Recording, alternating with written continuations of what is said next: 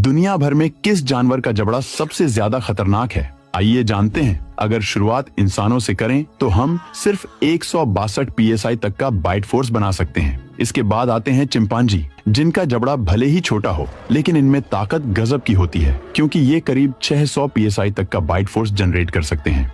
इसके बाद बात होती है जंगल का राजा कहे जाने वाले शेर की, जिसकी बाइट फोर्स 1000 psi तक होती है। लेकिन दोस्तों, शेर से भी छोटे हायना के जबड़ों में खुद शेर से भी ज्यादा ताकत होती है, क्योंकि इनकी बाइट फोर्स तकरीबन 1100 psi तक पहुंच जाती है। फिर आता है पोलर बियर, जिसकी ताकत 1200 psi तक होती है।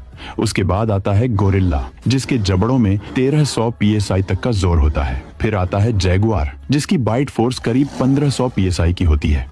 इसके बाद एंट्री होती है असली राक्षस हिप्पोपोटेमस की, जिसकी एक बाइट में 1800 psi का जोर होता है। लेकिन दोस्तों, अभी हिप्पो से बड़ा एक दानव धरती पर मौजूद है, जिसे हम सब मगरमच्छ के नाम से जानते हैं, और इसकी एक बाइट में 3700 psi तक का बल देखा गया है। फिर आती है समुद्र की रानी कही जाने वाली ग्रेट व्हाइट शार्क, जिसकी बाइट फोर्स करीब 4000 psi तक की होती है।